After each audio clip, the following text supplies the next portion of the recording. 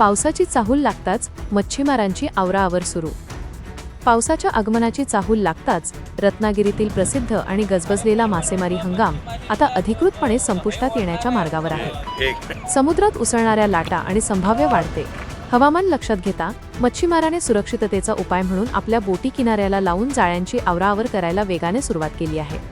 रत्नागिरी शहराच्या जवळच असलेल्या चंपक मैदानावरील विस्तीर्ण या कातळावर एक वेगळे चित्र पाहायला मिळत आहे। वर्षभर अथांग समुद्रात मासली खेचून आणणारी अवाढव्य जाळी सुकविण्यासाठी मच्छीमारांची एकच लगबग सुरू आहे। भर उन्हातही झाली कातलावर पसरून नीट सुकवली जात असून त्यानंतर खलाशी ती एकत्र करून मोठ्या ट्रकमध्ये भरत आहेत। पावसाच्या पाण्यात ही मांगडी झाली खराब होऊ नये म्हणून ती सुरक्षित स्थळी असलेल्या गोडाऊनमध्ये भरवण्याचं काम युद्ध पातळीवर सुरू आहे।